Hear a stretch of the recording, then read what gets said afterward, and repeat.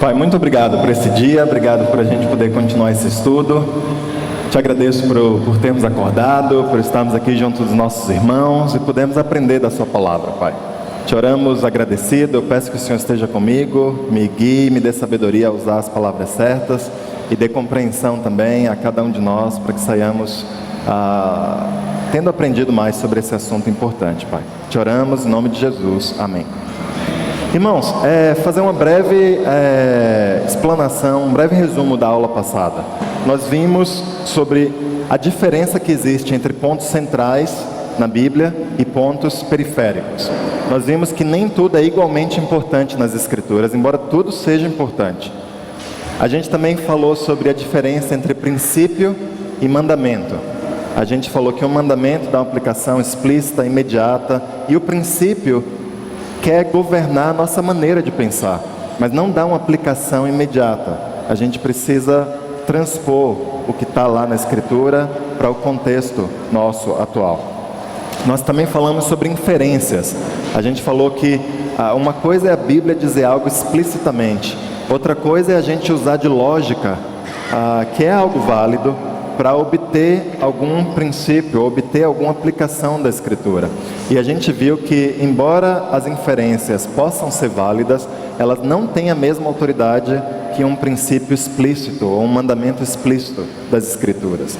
Também a gente falou sobre o jugo desigual. A gente explicou aqui sobre o boi e o jumento, e depois sobre o cristão e o não cristão.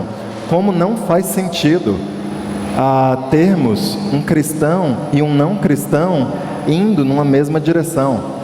E isso se aplica certamente ao namoro. Não faz sentido, viola um princípio da palavra de Deus, um cristão namorar com um não cristão. E a gente falou, e aí eu quero enfatizar um ponto, para que não haja uma possibilidade menor de mal entendimentos. Eu quero deixar bem claro que um cristão namorar com um não cristão é uma péssima decisão, como nós falamos isso na semana passada. Um cristão não foi feito para namorar um não cristão. Nós estamos indo num lugar onde, se nós tomamos essa decisão, nós estamos carecendo de sabedoria, nós estamos tomando uma decisão que viola vários princípios da palavra de Deus.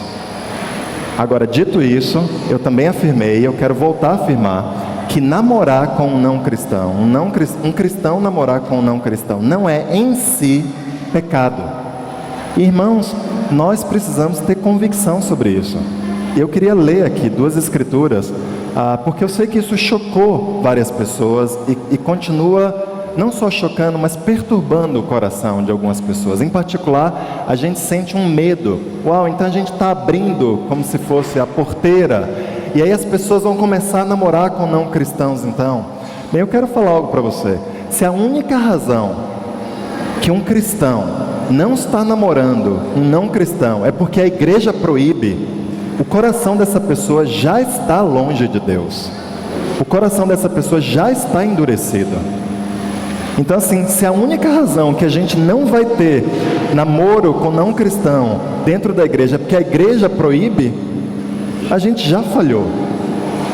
Eu queria ler duas escrituras que falam um pouco sobre isso. Em 1 Coríntios 4:6, fala: irmãos, apliquei essas coisas a mim e a Apolo por amor a vocês, para que aprendam de nós o que significa: não ultrapassem o que está escrito. A gente tem muita convicção quando a gente diz: não vamos ignorar a palavra de Deus, amém? Então se a Bíblia diz, a gente vai e obedece. Se a Bíblia manda, a gente se curva ao que a Bíblia ensina, amém? E deve ser assim mesmo. Mas nós precisamos ter igual convicção de que nós não podemos ir além do que está escrito. Se a Bíblia não fala algo, nós não temos o direito de falar. Nós não temos a autoridade de dizer: não, mas é mais seguro. Mas a Bíblia não fala isso. E nós precisamos ter convicção de não falar o que a Bíblia não fala. Podemos tomar a decisão pessoal de não fazer. Podemos aconselhar os outros a não fazer. Mas não podemos chamar de pecado algo que a Bíblia não chama de pecado. Apocalipse 22:18 diz algo semelhante: declara a todos os que ouvem as palavras da profecia deste livro: se alguém lhe acrescentar algo, Deus lhe acrescentará as pragas descritas neste livro. Se alguém tirar alguma palavra deste livro de profecia, Deus tirará dele a sua parte na árvore da vida e na cidade santa, que são descritas neste livro. Então, de novo, se alguém tirar alguma coisa deste livro de profecia, vai sofrer consequências. Então, se a gente ignora uma parte da palavra de Deus, isso vai ser algo ruim para nossas vidas. O outro lado também é verdade. Se a gente acrescenta algo à palavra de Deus, nós também vamos sofrer as consequências.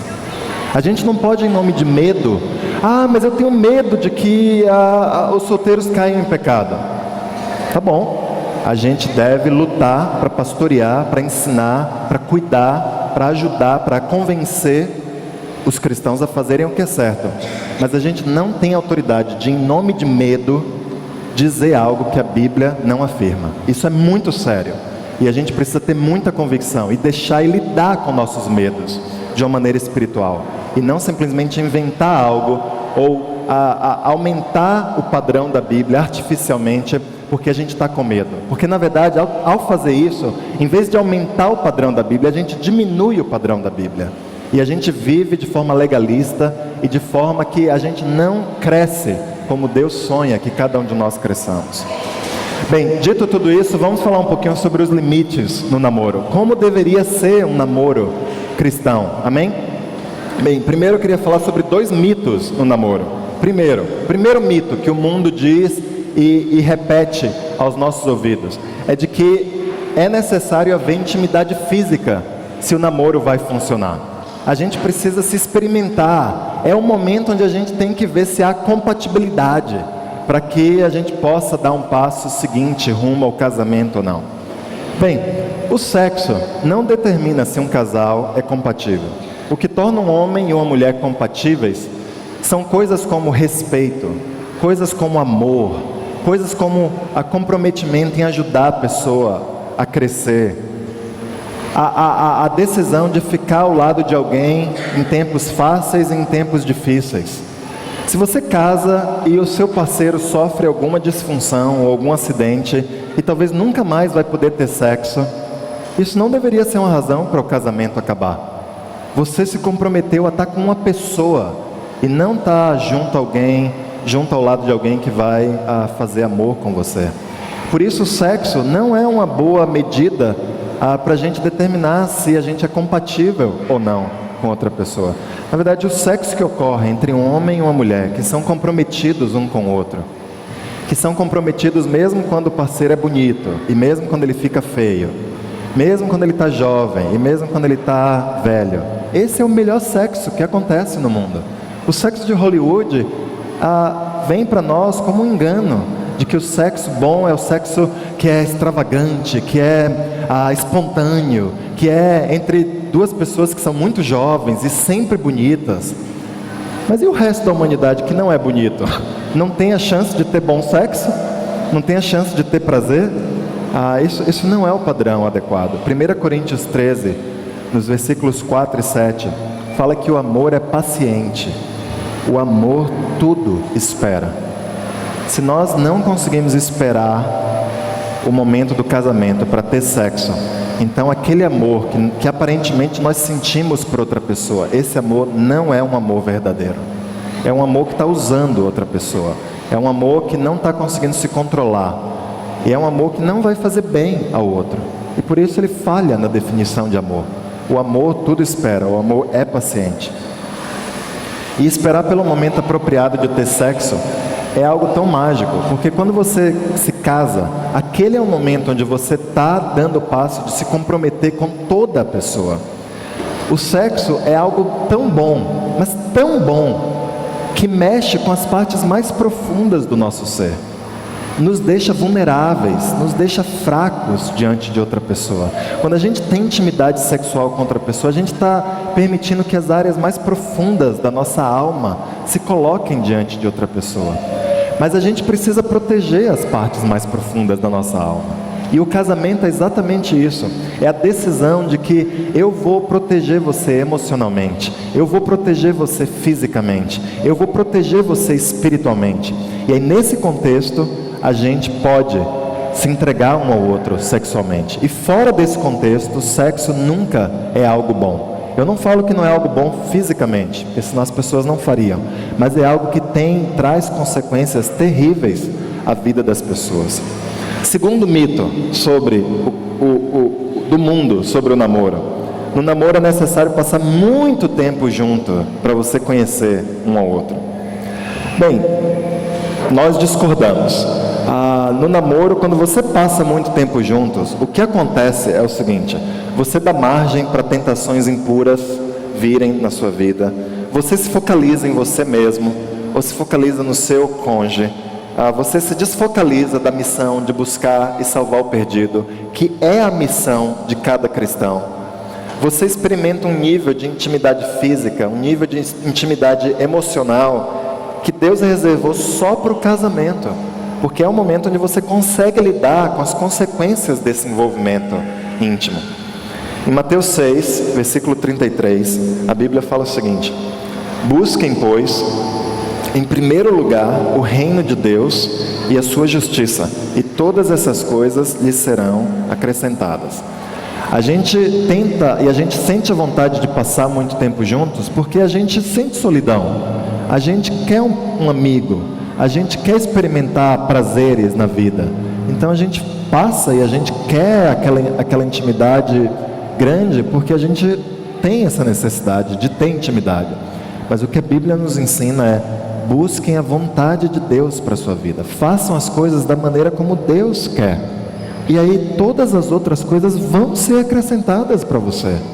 Deus vai te dar intimidade, Deus vai te dar o prazer, Deus vai te dar aquilo que você procura e que você necessita. Mas faça as coisas da maneira de Deus. Não pegue as coisas com suas próprias mãos e tente ir fazendo do jeito que você acha melhor. Salmo 37, versículo 4, fala: deleite-se no Senhor, e Ele atenderá aos desejos do seu coração. Então ponha a sua alegria em Deus, ponha a sua felicidade em Deus. Se você não tem felicidade em Deus, não tenha vergonha disso, mas busque, como você busca o ouro, achar essa felicidade em Deus. E aí Deus vai te dar os desejos do seu coração. Ele te dá os desejos do seu coração, às vezes mudando de desejo.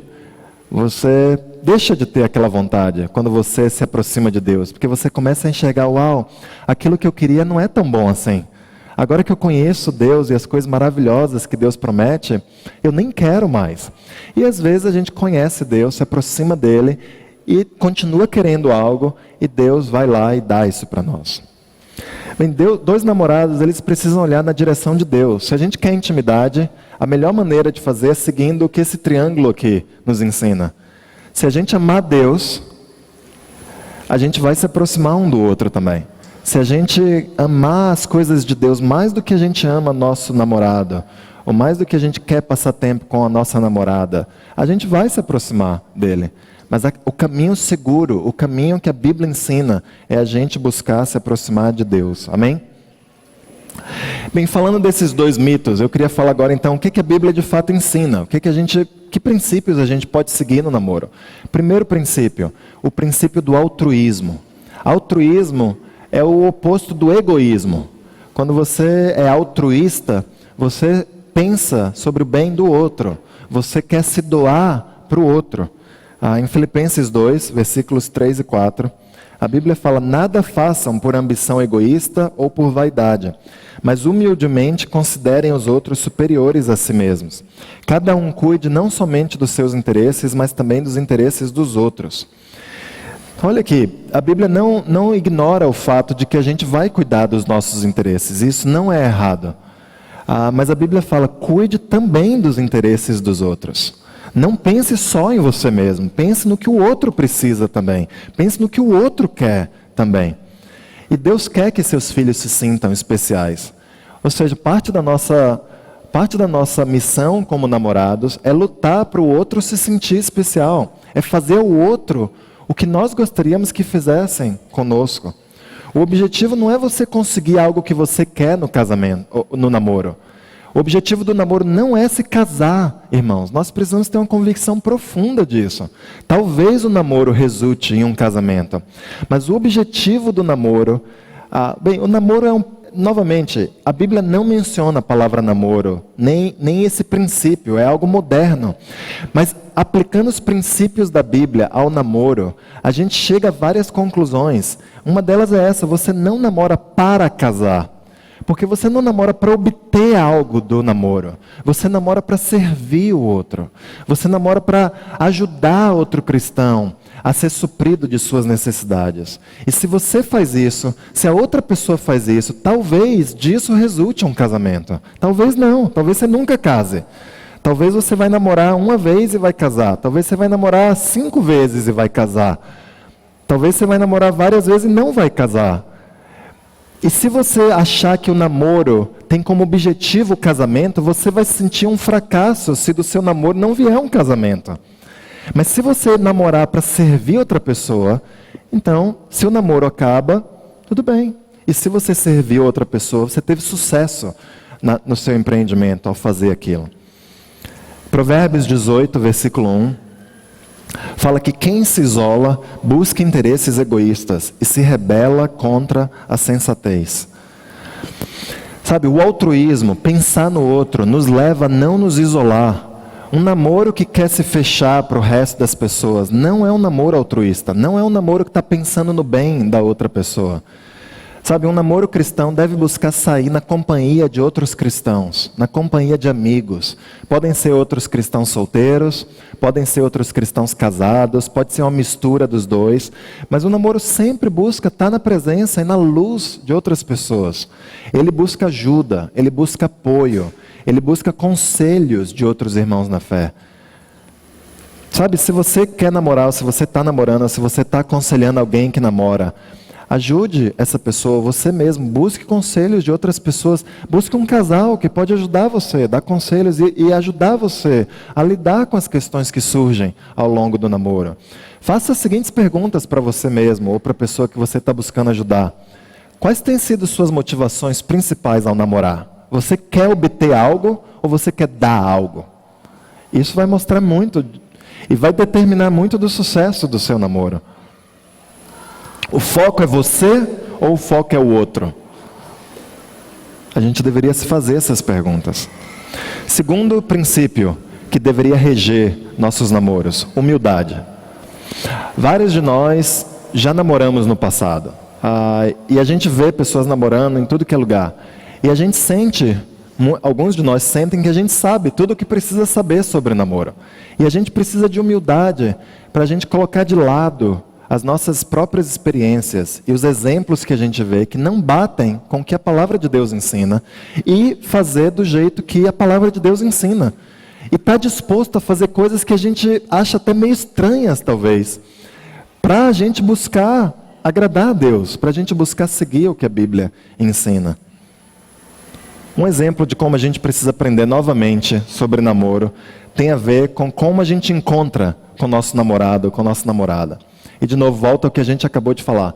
Sair no mundo, o namoro é um momento particular entre o homem e a mulher. Mas como cristãos, isso não deveria ser a norma. Sem dúvida, a gente vai ter conversas particulares com o nosso namorado. Mas nossa diversão, ou a maneira como a gente busca santidade, deveria incluir outras pessoas. Namorados não deveriam ir ao cinema sozinhos. Eu acredito nisso de todo o coração. Porque o cinema não propicia um lugar de santidade. Você não deveria, em regra, estar andando de carro junto, sozinho com seu namorado, ou estar em lugares onde você vai ter um nível de tentação maior por estar sozinho com seu namorado. Eu não estou colocando essas coisas como regras, como se você sai no carro com seu namorado, isso é pecado. Ou se você vai para o cinema com seu namorado, isso é pecado. Eu estou dizendo que, em via de regra, você deveria evitar estar em situações que aumentam o nível de tentação na sua vida. Isso pode parecer antiquado, mas há muita sabedoria nessas coisas. Lá em 1 Coríntios 10, 23, por exemplo, a Bíblia fala que tudo é permitido. Então, certamente, você pode fazer essas coisas? Pode. Você pode namorar com um não cristão? Pode. Mas é sábio você fazer isso? Não é sábio. Não é sábio você se expor a esses níveis de tentação, a uma maneira de namorar que não bate com os princípios cristãos. Então, não é porque a gente é livre, irmãos, que nós deveríamos fazer qualquer coisa. A nossa liberdade deveria nos dar a oportunidade de nós servirmos as pessoas e não de nós nos engajarmos em pecado, em atitudes que são contrárias a Deus. Satanás sabe como seu cérebro funciona melhor do que você. Satanás sabe como suas emoções funcionam melhor do que você. E ele vai usar de artimanhas sujas para fazer você cair. E se a gente entende que Satanás é mais sábio do que nós, a gente se apega aos princípios da palavra de Deus, porque Deus é mais esperto do que Satanás. Deus pode vencer Satanás. Então, se a gente está andando bem próximo a Deus e buscando as orientações dele, a gente não precisa andar com medo de Satanás, andar com medo de cair. A gente pode andar humilde, mas confiante de que Deus vai nos proteger por meio dos seus princípios e por meio dos seus mandamentos. Amém?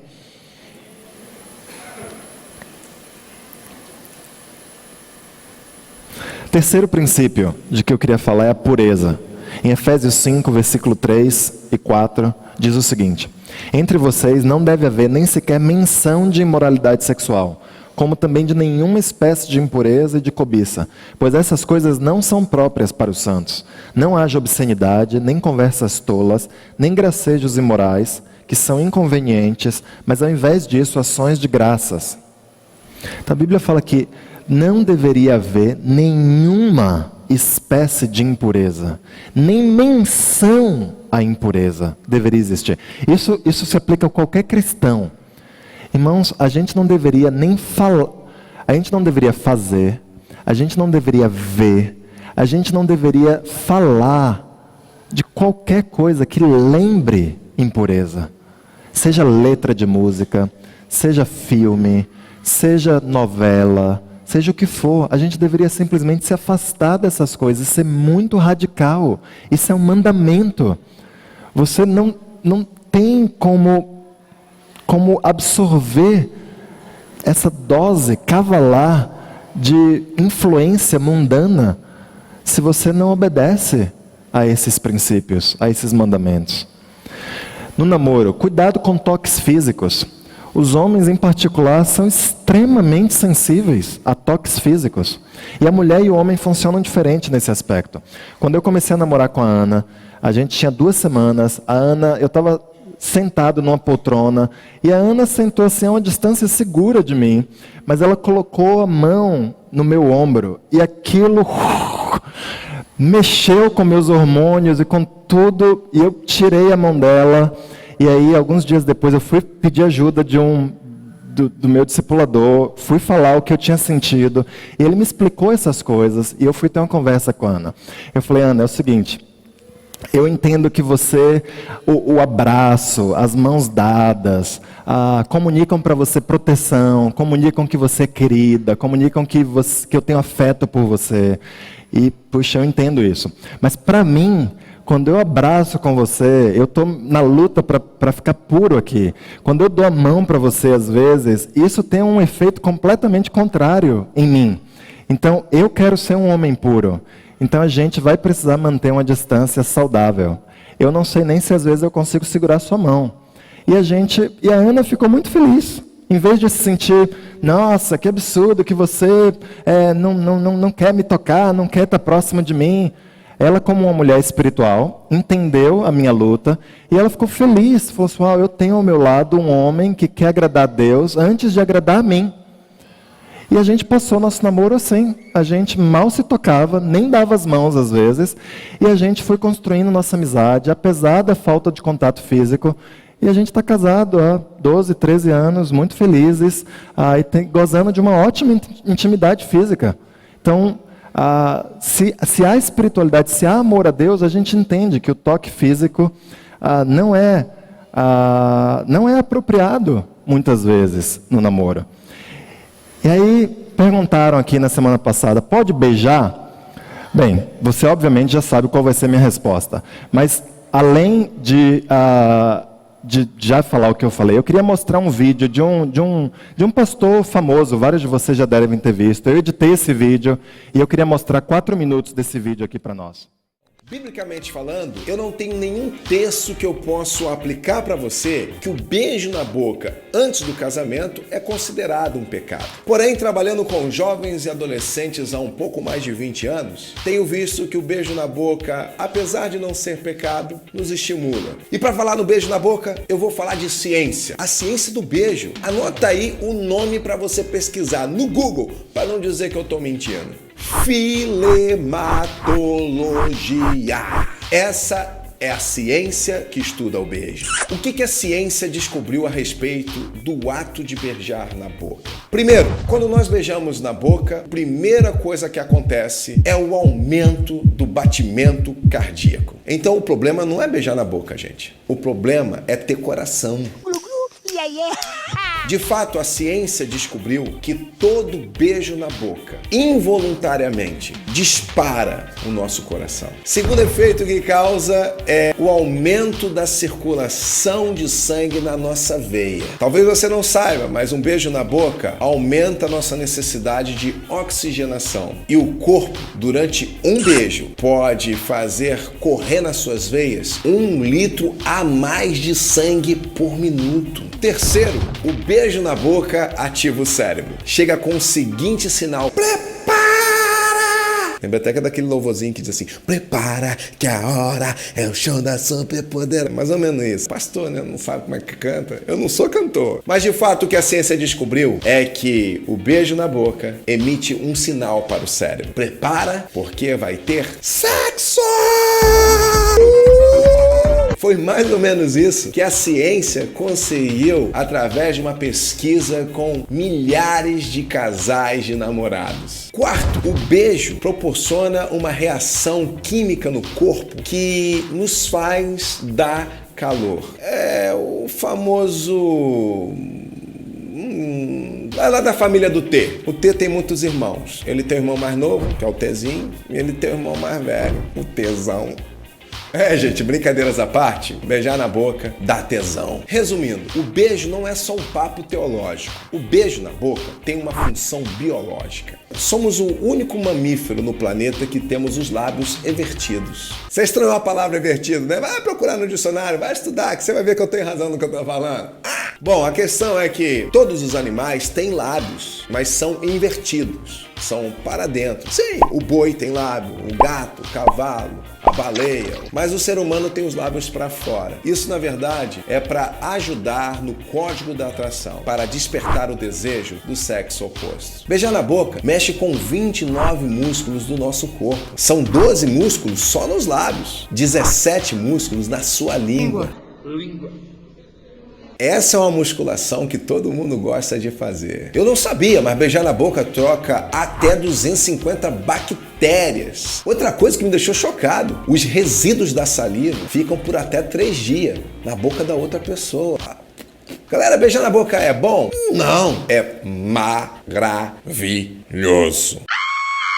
E a grande questão do beijo da boca está exatamente nisso aí. A ciência descobriu que o beijo na boca está mais associado à relação sexual do que ao romance do casal. É o afrodisíaco natural mais poderoso do planeta. A ciência do beijo descobriu que o beijo na boca prepara o nosso corpo para a relação sexual. Outra função do beijo na boca é que, quando de língua, ele é considerado a primeira penetração numa relação sexual. Ah, pastor, não concordo. Não, é radical demais. Credo, que horror. Eu sou apaixonada pelo meu príncipe. A penetração é o membro de um adentrando em outro. Resumindo, a grande função do beijo na boca numa relação a dois está diretamente ligada ao sexo. É pecado beijar na boca antes do casamento? Não, não é pecado, mas é biologicamente irresistível. Eu aprecio muito a maneira como esse pastor colocou as coisas, especialmente a honestidade teológica dele. Irmãos, não vamos ter medo de sermos honestos teologicamente. É pecado beijar na boca? Não é pecado beijar na boca. E eu vou repetir isso até eu morrer. Agora, é sábio você fazer isso? Bem, isso daí responde a qualquer dúvida que a gente tenha. Se você ama a pureza e você quer agradar a Deus acima de qualquer coisa, é difícil imaginar como você faria algo como estar com um namorado ou namorada e começar a dar beijo de língua e ir mais a fundo na sua intimidade. O princípio aqui é Mateus 7, versículo 12. Assim em tudo façam aos outros o que vocês querem que eles lhes façam, pois esta é a lei e os profetas. A porta estreita, esta é a lei e os profetas. Sabe, a gente deveria pensar no que é bom para o outro. Façam aos outros o que você gostaria que eles fizessem. Pode ser que no caso do toque físico, por exemplo, minha namorada quer que eu toque ela, então eu vou tocar a meu namorado. Não é esse o princípio de Mateus 7,12. É façam aos outros no nível mais profundo o que você gostaria que fizessem a você. O que essa escritura fala aqui é de respeito, é de ajuda espiritual. Você gostaria de ser ajudado espiritualmente? Então faça ao outro o que ajuda ele espiritualmente. Você gostaria de ser respeitado? Então faça ao outro o que faz o outro se sentir respeitado. Mesmo que na prática haja diferenças no que o outro precisa para se sentir respeitado e o que o outro precisa. Na questão da pureza, eu sinto o seguinte, irmãos. Um bom padrão para nós tratarmos uns aos outros como namorados é como um irmão trata uma irmã. Você não vai ter um contato íntimo excessivo com sua irmã. Busque ter o mesmo padrão no seu namoro. E aí você pode se perguntar, qual é o ponto de namorar então? Se eu vou tratar outra pessoa dessa forma, se a gente se pergunta isso, mostra como a gente está enraizado na maneira do mundo de pensar sobre namoro. Como a gente acha que no íntimo, no fundo, o namoro tem uma questão a ver com intimidade física. E o namoro cristão não tem nada a ver com intimidade física. O namoro cristão deveria ser um momento de diversão e um momento de se aprofundar em uma amizade espiritual. Um momento onde você busca ver se você consegue ajudar a pessoa espiritualmente. Se juntos vocês vão servir mais a Deus do que vocês serviriam sozinhos. Esse é o namoro cristão. Se outro discípulo tivesse namorado a pessoa com quem você está namorando agora, como você gostaria que esse discípulo tivesse tratado a sua namorada? Você gostaria que eles tivessem beijado na boca? Você gostaria que eles tivessem tido carícias e intimidades físicas? Isso faria você se sentir bem? Você está aqui na igreja, você namora com alguém, você sabe que essa pessoa namorou com a segunda, e você vê o irmão. Você gostaria de ter qualquer dúvida na sua cabeça de se houve pureza ou de se houve o melhor dos tratamentos no namoro anterior? Pensa um pouquinho sobre isso. E aí decida como você vai tratar um ao outro no seu namoro atual. Porque talvez esse namoro não vai dar em casamento, por mais que você pense o contrário. E aí essa pessoa vai estar namorando outro discípulo. E você vai ter que olhar nos olhos desse seu irmão na fé. 4 princípio. O namoro deveria ser um momento onde a gente deve se conhecer profundamente. Embora a gente entenda que a gente não deva virar o mundo um do outro, e a gente não deva passar tempo excessivo juntos, a gente deveria separar tempos para ter conversas profundas. A gente deveria conhecer mais do coração um do outro. A gente deveria, à medida em que o namoro progride, especialmente se você já tem idade para casar ou tem planos sérios de casar, você deveria começar a falar sobre suas questões mais profundas, sobre suas lutas, sobre as coisas que mais pegam seu coração. É justo com a pessoa que está considerando casar com você saber quem você é de verdade. E se há amor suficiente, essa pessoa, mesmo conhecendo você profundamente, vai querer pagar o preço para te ajudar aí em frente. A gente deve fazer isso com a ajuda de outros casais, porque alguns assuntos são difíceis de serem processados. Eu lembro quando eu namorava com a Ana, quando eu fui falar com ela do meu passado, das minhas questões homossexuais. Eu pedi ajuda de outras pessoas, porque não foi fácil para eu falar para ela, e não foi fácil para ela ouvir isso. E ela precisava de ajuda de outras pessoas para fazer sentido de tudo isso. E eu pedi ajuda, eu falei com ela respirou fundo, foi pedir ajuda, e a gente foi se conhecendo, mas com muita ajuda, com pessoas nos pastoreando, cuidando dos nossos corações. A gente muitas vezes não tem a sabedoria necessária para lidar com o coração do outro. E a gente vai precisar frequentemente de pessoas nos pastoreando e cuidando do nosso relacionamento. Uma coisa que a gente deveria pensar nessa linha de se conhecer é: um namoro deveria ser um relacionamento onde você desafia, corrige o seu namorado a estar mais próximo de Deus. Na verdade, irmãos, esse é um mandamento e um alvo para cada cristão. Cada cristão deveria ter uma pessoa que ela busca ajudar a ser mais parecida com Jesus.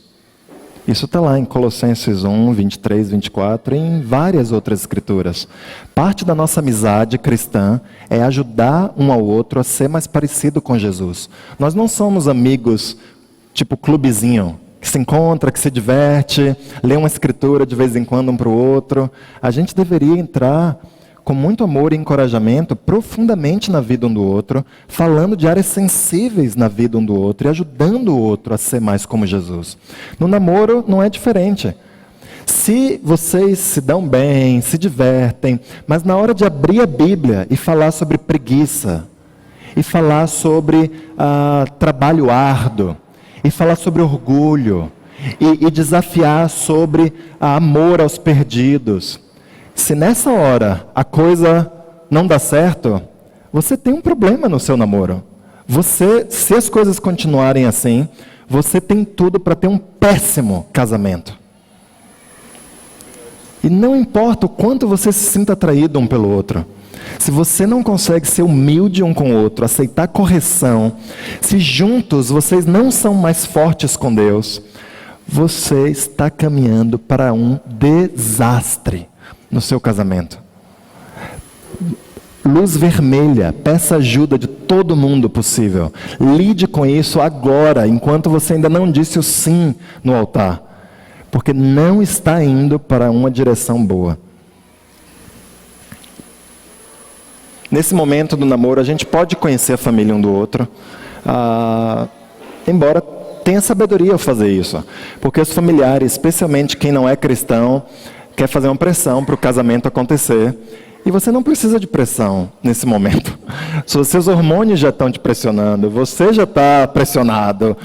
Então, assim, se vai conhecer, se pergunte: eu consigo lidar com a pressão? Ou talvez eu deveria esperar um pouquinho? Eu fui conhecer a família da Ana quando eu era noivo dela. Eu não lembro, Ana, eu liguei para o seu pai eu acho que eu liguei para o pai da Ana, sem saber o que eu ia falar se ele dissesse não. Falei, ok, mas tá bom. Mas ele disse sim. Mas aí depois a gente se conheceu. E para mim foi ótimo dessa forma. Porque quando eu cheguei lá e fui conhecê-los, eles fizeram muita pressão e piadas e todo tipo de... E eu estava mais protegido, porque eu já tinha tomado minhas decisões e eu já estava num lugar mais seguro na minha própria fé. Por último, irmãos, se a gente namora e a gente quer agradar a Deus, você consegue perguntar para um outro casal: você acha que a gente é melhor juntos do que separados? Na verdade, até para namorar alguém, você tem essa humildade e essa convicção de perguntar para algumas pessoas. Eu não estou dizendo que o que as pessoas vão dizer deve ser o que a gente vai seguir. Mas eu estou dizendo que, olha, se você vai perguntar para 1, 2, 3, 5 casais espirituais ou amigos espirituais: você acha que essa pessoa é boa para mim? E todo mundo diz não. Olha, provavelmente tem algum problema com esse relacionamento. Se algo que só você não acha, todo mundo mais enxerga, mas você não enxerga, será que você não está cego? Será que as emoções não estão deixando você atordoado e não conseguindo pensar? Então, pensa e pergunta. Se você namora, pergunta para outras pessoas: você acha que esse namoro nos faz melhor do que a gente é separados? Você acha que esse namoro nos ajuda a crescer espiritualmente? Porque esse é o alvo do namoro, antes de qualquer coisa. Se a gente não está crescendo, então isso daí não está fazendo bem para nós. Antes de responder algumas perguntas, queria chamar a Ana. Amor, Ana, você vai vir?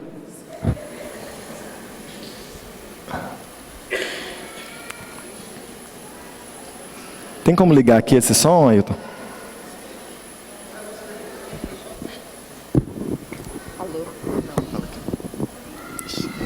aqui ligado em mim. Não. Vou falar aqui pertinho. Pode não ajudar as pessoas, pode falar aqui. Posso falar? Posso falar? Posso. Então, eu até pedi para o Jorge para compartilhar, né? Porque eu gosto muito desse assunto de namoro. Quando eu fui batizada, eu me senti muito animada com a ideia de namoro. Eu falei para as mulheres, para as minhas amigas que estavam estudando a Bíblia comigo, né? O quê? Namoro puro? Eu vou namorar muito! E realmente, assim, eu namorei 4 vezes, com 3 irmãos diferentes, né? E, bom, eu queria compartilhar, assim, porque eu sou super grata pelas experiências que eu tive. Eu aprendi a me relacionar com homens. Eu era muito, muito fraca sobre isso, muito imatura. Eu comecei muito mal. Mas lidar com isso no namoro foi algo que construiu muito na minha fé, e eu sou super agradecida por essas experiências, né? Eu acho que eu passei de uma mulher que fazia listas de coisas que eu queria para um cara com quem eu podia casar ou namorar, para uma mulher que começou a buscar a Deus para ser o tipo de mulher que ia construir um homem de Deus e que Deus ia usar para construir uma família espiritual.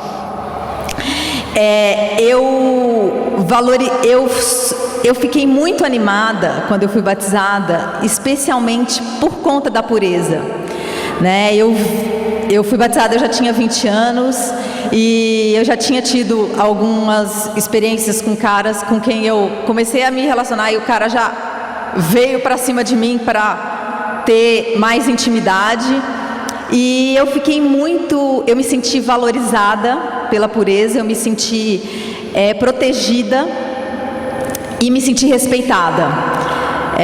E eu gostaria muito, assim, de encorajar vocês, né, a valorizarem o ambiente que a igreja pode proporcionar, se a gente se relacionar de uma maneira espiritual, para a gente construir relacionamentos que são muito construtivos e que glorificam a Deus. E também a serem corajosos para namorar, né? Namoro não é casamento. Então a gente pode namorar muito, e mesmo que a gente não case com quem a gente está namorando, a gente pode construir ótimas amizades e a gente pode aprender muito sobre isso, né? Jorge e eu, nós somos muito amigos de um ex-namorado que eu tive, que hoje é casado, e ele e a esposa são nossos amigos, já pediram nossa ajuda sobre casamento, e a gente tem um relacionamento muito bacana. Então eu vejo que, os namoros, eles são, se você é espiritual e faz as coisas da maneira de Deus, podem ser uma oportunidade de construir ótimos relacionamentos. É só isso. Obrigado. Na verdade, a família da Ana mal acredita quando eu menciono, e a família da Ana conhece um dos ex-namorados da Ana, e a gente fala lá sobre ele. Eu acho que ele já foi até alguma coisa da família da Ana, e o pessoal não consegue acreditar que eu e ele somos amigos, e que isso excede a compreensão. Como você é um amigo de um ex-namorado da sua atual esposa? Mas a pureza torna isso possível, porque eu tenho absoluta certeza de como o namoro foi conduzido, e eu consigo não ter ressentimentos no coração e ter completa amizade com ele por causa disso. Então isso é uma das consequências incríveis da pureza em nossas vidas, amém? Outra pergunta que fizeram: qual é a idade para namorar? Bem, se a Bíblia não fala de namoro, muito menos fala sobre a idade para namorar. Então, desculpa, pais de filhos adolescentes, mas a gente não vai poder dar essa resposta para você. Mas a gente pode dar alguns princípios para vocês. Primeiro, a idade em que seu filho poderia ou não namorar depende de você, depende do seu filho, depende do relacionamento que existe entre você. Depende da maturidade dos seus filhos. Depende do grau de influência que você tenha sobre seus filhos. Uma coisa é certa, eu queria mostrar esse gráfico aqui, que está naquele livro, Pastoreando o Coração das Crianças. Quando nossos filhos nascem, nossa autoridade sobre a vida deles é máxima. A gente pode determinar tudo na vida deles. Mas à medida em que eles vão crescendo, nossa autoridade diminui.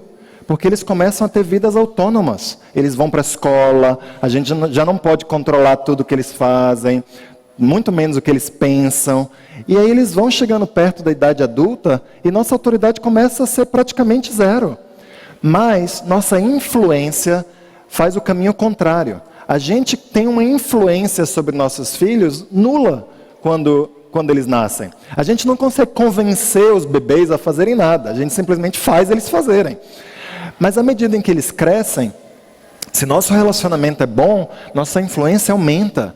Nossos filhos vão entendendo que nós somos as pessoas que mais os amam nesse mundo. E por isso eles querem nos ouvir. Eles querem se colocar diante de nós como alguém que quer ser influenciado.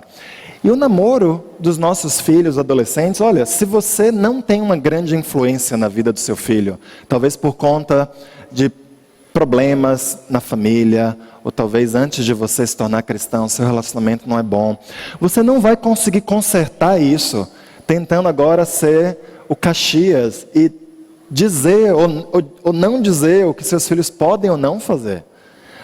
A melhor chance que você tem é lutar para crescer a sua influência, de você ouvir, de você mostrar que você quer o bem deles.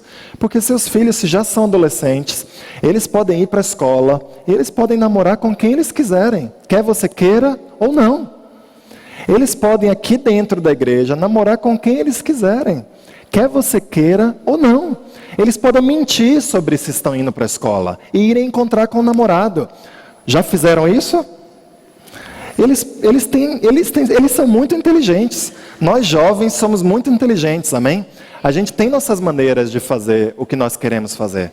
Eu não estou aconselhando vocês a fazerem isso, jovens. Na verdade, a Bíblia fala, filhos, obedeçam seus pais. E isso vale para você que é adolescente. Mas para os pais eu digo, se você está querendo lidar com essa questão do namoro, na base do pode e não pode, você já perdeu a sua batalha. E você precisa urgentemente, irmão, procurar ajuda de outros casais para você pensar como você vai fazer a sua influência crescer sobre seus filhos. Amém? Outra pergunta que nos fizeram foi, como saber se duas pessoas estão prontas para entrar num relacionamento? Bem, a resposta envolve buscar a Deus, você ora, você medita. A resposta envolve você buscar conselhos, você conversa com outras pessoas. Eu não entendi direito a pergunta, se era pergunta feita por alguém que está pensando em entrar em um relacionamento. Me pareceu mais que era pergunta de um pai querendo discernir se o filho estava pronto para entrar num relacionamento. Bem, se é pergunta sua individual, busque muito a Deus. Peça ajuda de outras pessoas, para que você leve isso em consideração na sua decisão final.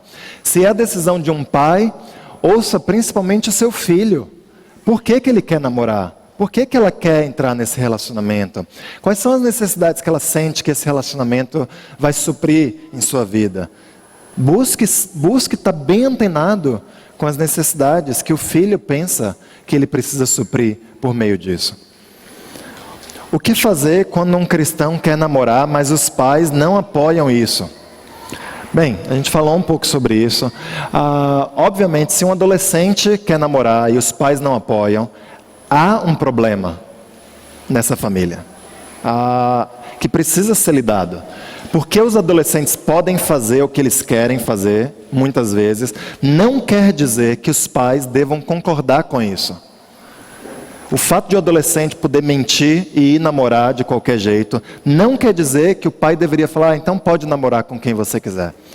O pai, ele é o responsável, o pai e a mãe são os responsáveis pela formação espiritual do filho, pela formação emocional do filho, pelos cuidados físicos do filho. E isso vale enquanto os filhos estiverem em sua casa. E vale até em um certo sentido quando os filhos saem da sua casa. Embora nesse momento a pessoa passe a funcionar de fato como uma pessoa completamente autônoma e ela vai responder por suas próprias decisões. Mas se o filho mora na sua casa e você não concorda com esse namoro, você deveria insistir, ter conversas, chamar outras pessoas para conversar, para vocês buscarem se unir. Talvez você deveria conhecer a pessoa com quem seu filho quer namorar. Se é uma pessoa da igreja, chame os pais para sua casa. Converse, entenda o contexto familiar. Mostre para o seu filho que você está do lado dele. Que você não quer tirar o doce da boca, mas que você quer o bem. E lute juntos para vocês acharem uma solução. Não feche as portas dizendo não e ponto final. Porque isso vai tender a aumentar possíveis rebeldias no coração dos filhos. Lute junto com ele. Exponha as razões pelas quais você sente medo, pelas quais você sente angústia, pelas quais você considera que essa não é uma boa decisão. Ouça o seu filho para entender por que ele acha que é uma boa decisão. E aí bote as coisas na mesa de uma maneira muito vulnerável para vocês buscarem união. Não vai funcionar se simplesmente os dois se fecham e falam, eu quero isso, eu quero aquilo, é incompatível, e aí a gente vai cada um para o seu quarto e fecha as portas. É um momento de muita gravidade, a gente tem que se unir para unir os corações, e não só se unir sobre uma decisão de se vai namorar ou se não vai namorar. Amém, irmãos? É isso. Vamos terminar aqui, faltando 5 minutos. Algumas perguntas que foram feitas, eu decidi não responder, porque algumas decisões falavam sobre casamento e divórcio. E aí a gente vai abordar isso no momento posterior, aqui na escola bíblica. Outra pergunta, outras 2 perguntas falavam como saber se é a vontade de Deus que eu namore com uma pessoa ou com outra. E a gente vai abordar esse assunto, como discernir a vontade de Deus. Em outro momento também, aqui na escola bíblica, a gente vai precisar estudar fundo nossa Bíblia para saber como a gente toma decisões, como que a gente sabe qual é a vontade de Deus para a gente. E tinha uma outra pergunta que a gente também vai abordar em um outro momento, tá bom? Então, obrigado pela paciência de vocês. Se você tem alguma pergunta, a gente pode conversar aqui e vocês podem conversar um com o outro também. Vamos fazer uma oração. Pai, eu peço tanto que o Senhor nos dê corações suaves, Deus, para ouvir essas coisas. Eu peço que os que estão com mais medo, Pai, consigam ouvir isso, meditar, buscar o Senhor. E eu oro tanto que a gente, no fundo, Pai, tome a decisão de não viver baseado em medo. Que a gente tome a decisão de viver baseado em fé. Pai, nos ajuda individualmente, como igreja, a não ter medo de expor o que a sua palavra expõe, porque a gente tem medo do que pode vir a acontecer. Ajuda a gente a confiar que a sua palavra nos guia de uma maneira que nós jamais conseguiríamos guiar a igreja, Pai. Que o que a sua palavra decide que é errado, que o que ela decide que não é errado, ou melhor dizendo, que ela não afirma ser errado, que a gente vai ter uma confiança profunda, Pai. Que o Senhor sabia perfeitamente o que dizer para nós. Que se o Senhor não disse em 1000 páginas alguma coisa que é errada, a gente pode ter a convicção, Pai, de também não afirmar categoricamente que é. Ajuda a gente também, Pai, a ter um apreço por seus princípios, Pai. Ajuda a gente a não precisar de uma proibição de alguém, para que a gente faça o que é certo. Eu oro tanto que a gente vai conseguir amadurecer, e a gente vai conseguir ser regido pelos princípios, que quando a gente estiver sozinho, ninguém estiver olhando para nós, a gente vai se perguntar, puxa, isso agrada o Senhor, Pai? Isso vai deixar o Senhor feliz? Que a gente vai ter essa convicção queimando em nossos corações. Que a gente vai conseguir aconselhar uns aos outros nessa linha também. Pai, eu rogo que nossos namoros aqui na igreja glorifiquem o Senhor. Que nossos namoros sejam puros, que a gente tenha o mais alto padrão de pureza. Eu oro, Pai, que o Senhor ajude a gente a conseguir vencer nossas emoções, Ajude qualquer um de nós a não namorar com não cristãos, Pai, por favor. Ajude-nos a nem namorar com pessoas que supostamente se dizem cristãs, mas que não vivem como cristãos. Ajuda a gente, Pai, a ter convicção de que o Senhor vai cuidar das nossas necessidades, se a gente colocar a sua vontade em primeiro lugar. Pai, eu peço que o Senhor faça com que esses princípios trabalhem profundamente em nossas vidas e nos ajude, Pai, a te glorificar. Nos dá um ótimo resto de dia, um ótimo culto daqui a pouco. E te oramos tudo isso em nome de Jesus. Amém. Obrigado, irmãos.